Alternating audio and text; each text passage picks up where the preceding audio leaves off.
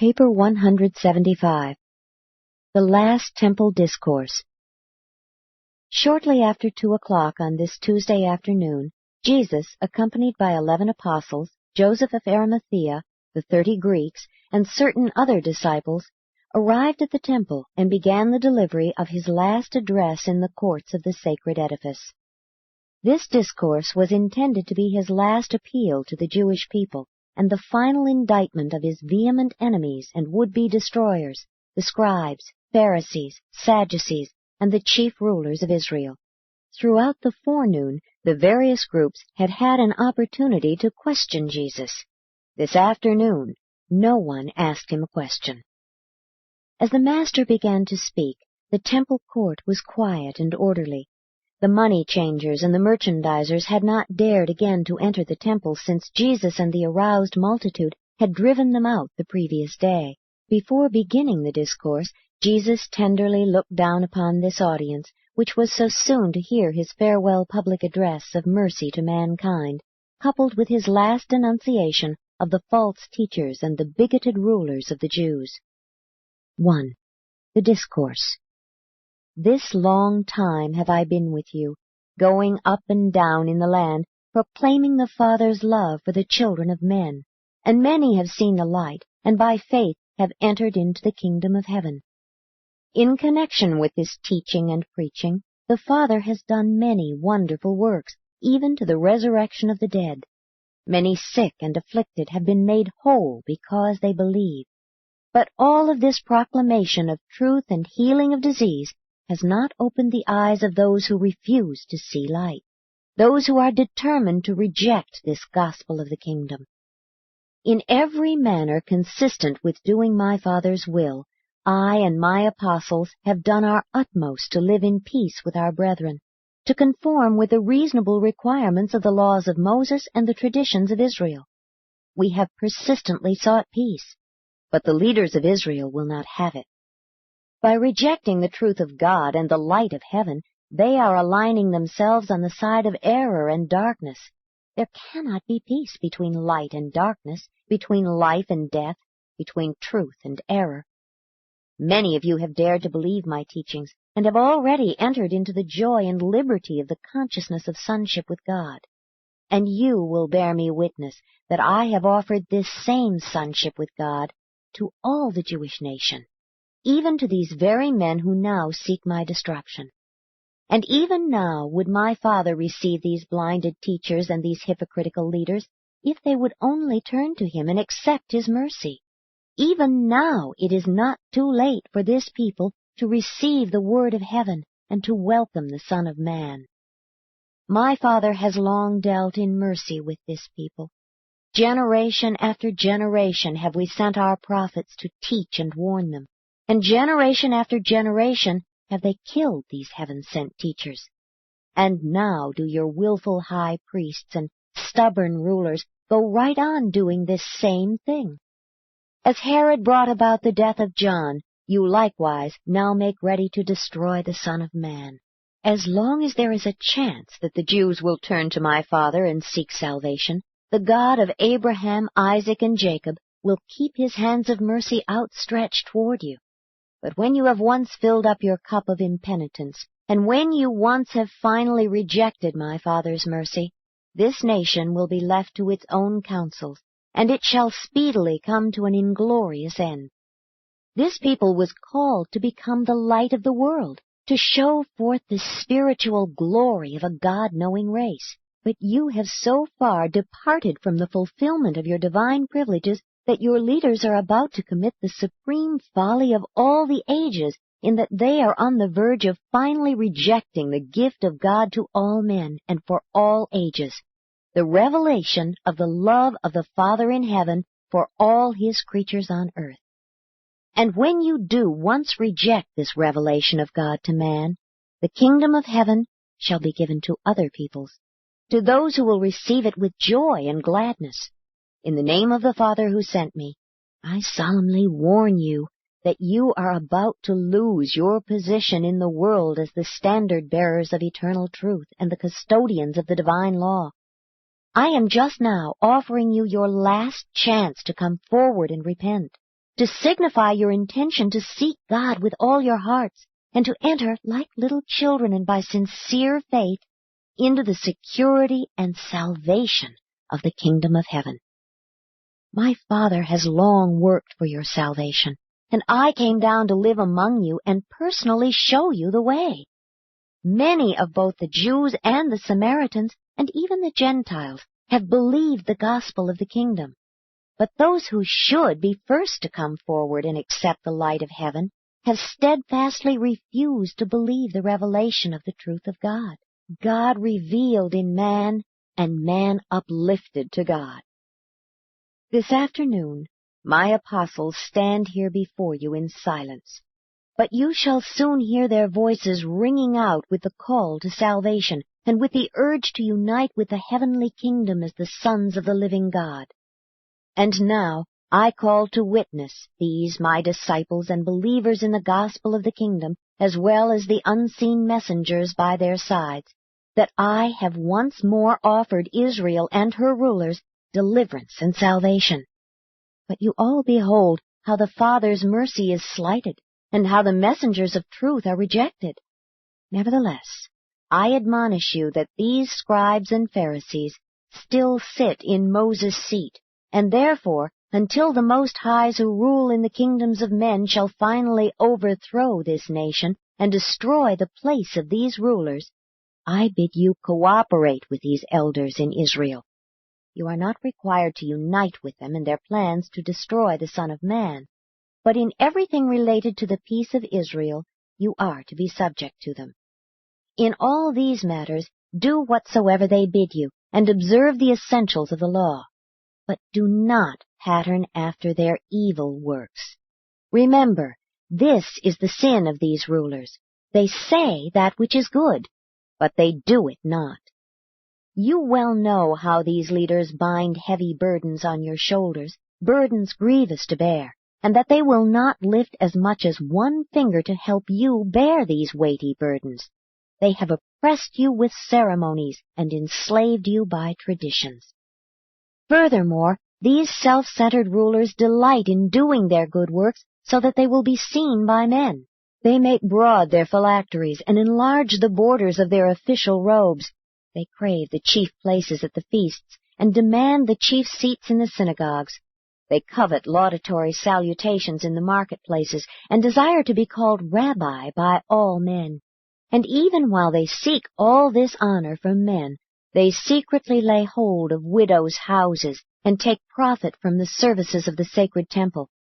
For a pretense, these hypocrites make long prayers in public and give alms to attract the notice of their fellows. While you should honor your rulers and reverence your teachers, you should call no man father in the spiritual sense, for there is one who is your Father, even God. Neither should you seek to lord it over your brethren in the kingdom. Remember, I have taught you that he who would be greatest among you should become the server of all. If you presume to exalt yourselves before God, you will certainly be humbled. But whoso truly humbles himself will surely be exalted. Seek in your daily lives not self-glorification, but the glory of God. Intelligently subordinate your own wills to the will of the Father in heaven. Mistake not my words. I bear no malice toward these chief priests and rulers who even now seek my destruction. I have no ill will for these scribes and Pharisees who reject my teachings.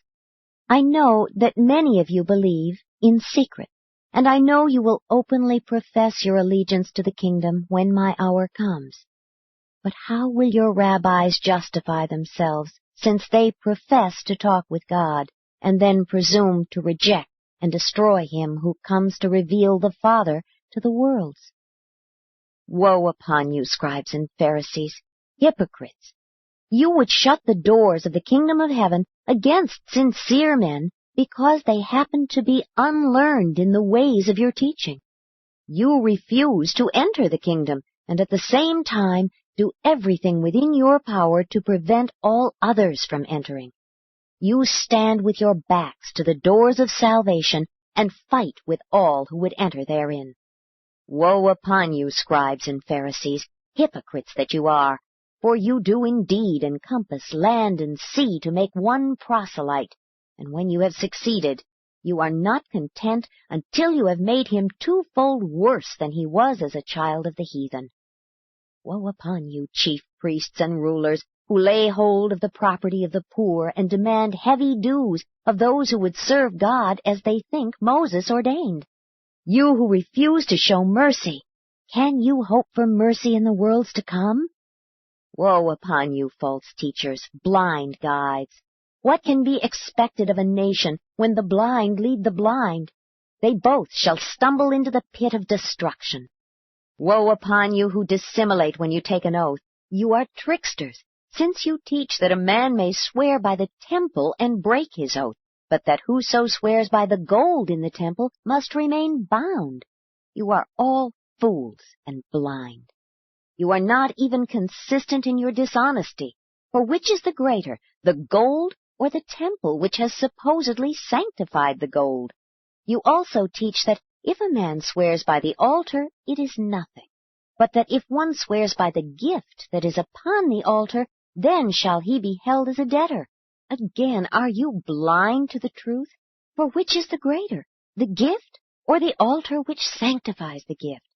How can you justify such hypocrisy and dishonesty in the sight of the God of heaven? Woe upon you, scribes and Pharisees, and all other hypocrites who make sure that they tithe mint, anise, and cumin, and at the same time disregard the weightier matters of the law, faith, mercy, and judgment. Within reason, the one you ought to have done, but not to have left the other undone. You are truly blind guides and dumb teachers. You strain out the gnat and swallow the camel. Woe upon you, scribes, Pharisees, and hypocrites, for you are scrupulous to cleanse the outside of the cup and the platter, but within there remains the filth of extortion, excesses, and deception. You are spiritually blind. Do you not recognize how much better it would be first to cleanse the inside of the cup, and then that which spills over would of itself cleanse the outside? You wicked reprobates! You make the outward performances of your religion to conform with the letter of your interpretation of Moses' law, while your souls are steeped in iniquity and filled with murder. Woe upon all of you who reject truth and spurn mercy! Many of you are like whited sepulchres, which outwardly appear beautiful, but within are full of dead men's bones and all sorts of uncleanness. Even so, do you who knowingly reject the counsel of God appear outwardly to men as holy and righteous, but inwardly your hearts are filled with hypocrisy and iniquity. Woe upon you, false guides of a nation! Over yonder have you built a monument to the martyred prophets of old, while you plot to destroy him of whom they spoke. You garnish the tombs of the righteous, and flatter yourselves that had you lived in the days of your fathers, you would not have killed the prophets. And then, in the face of such self-righteous thinking, you make ready to slay him of whom the prophets spoke, the Son of Man. Inasmuch as you do these things, are you witness to yourselves that you are the wicked sons of them who slew the prophets? Go on, then, and fill up the cup of your condemnation to the full. Woe upon you, children of evil! John did truly call you the offspring of vipers, and I ask, how can you escape the judgment that John pronounced upon you? But even now I offer you in my Father's name mercy and forgiveness. Even now I proffer the loving hand of eternal fellowship. My Father has sent you the wise men and the prophets. Some you have persecuted, and others you have killed. Then appeared John, proclaiming the coming of the Son of Man, and him you destroyed after many had believed his teaching. And now you make ready to shed more innocent blood. Do you not comprehend that a terrible day of reckoning will come when the Judge of all the earth shall require of this people an accounting for the way they have rejected, persecuted, and destroyed these messengers of heaven? Do you not understand that you must account for all of this righteous blood, from the first prophet killed down to the times of Zechariah, who was slain between the sanctuary and the altar? And if you go on in your evil ways, this accounting may be required of this very generation. O Jerusalem and the children of Abraham, you who have stoned the prophets and killed the teachers that were sent to you, even now would I gather your children together as a hen gathers her chickens under her wings. But you will not. And now I take leave of you. You have heard my message and have made your decision. Those who have believed my gospel are even now safe within the kingdom of God. To you who have chosen to reject the gift of God, I say that you will no more see me teaching in the temple. My work for you is done. Behold, I now go forth with my children, and your house is left to you desolate. And then the master beckoned his followers to depart from the temple. 2. The status of individual Jews. The fact that the spiritual leaders and the religious teachers of the Jewish nation one time rejected the teachings of Jesus and conspired to bring about his cruel death does not in any manner affect the status of any individual Jew in his standing before God. And it should not cause those who profess to be followers of the Christ to be prejudiced against the Jew as a fellow mortal. The Jews, as a nation, as a socio-political group, paid in full the terrible price of rejecting the Prince of Peace. Long since, they ceased to be the spiritual torchbearers of divine truth to the races of mankind. But this constitutes no valid reason why the individual descendants of these long-ago Jews should be made to suffer the persecutions which have been visited upon them by intolerant, unworthy, and bigoted professed followers of Jesus of Nazareth, who was himself a Jew by natural birth. Many times has this unreasoning and unchristlike hatred and persecution of modern Jews terminated in the suffering and death of some innocent and unoffending Jewish individual, whose very ancestors in the times of Jesus heartily accepted his gospel and presently died unflinchingly for that truth which they so wholeheartedly believed. What a shudder of horror passes over the onlooking celestial beings as they behold the professed followers of Jesus indulge themselves in persecuting, harassing, and even murdering the later-day descendants of Peter, Philip, Matthew, and others of the Palestinian Jews who so gloriously yielded up their lives as the first martyrs of the gospel of the heavenly kingdom.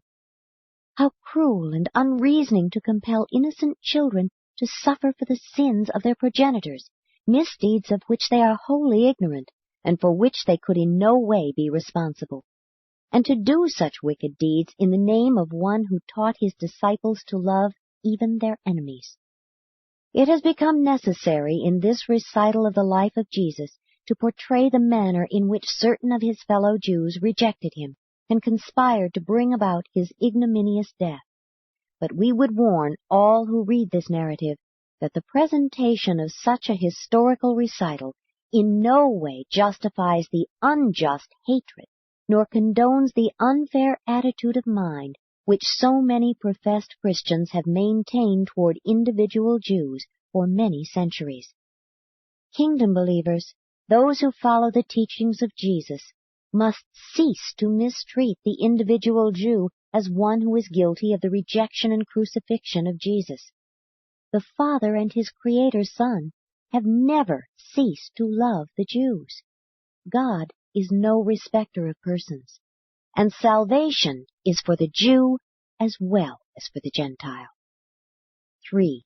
The fateful Sanhedrin meeting. At 8 o'clock on this Tuesday evening, the fateful meeting of the Sanhedrin was called to order. On many previous occasions had this supreme court of the Jewish nation informally decreed the death of Jesus. Many times had this august ruling body determined to put a stop to his work, but never before had they resolved to place him under arrest and to bring about his death at any and all costs. It was just before midnight on this Tuesday, April 4, A.D. 30, that the Sanhedrin, as then constituted, officially and unanimously voted to impose the death sentence upon both Jesus and Lazarus.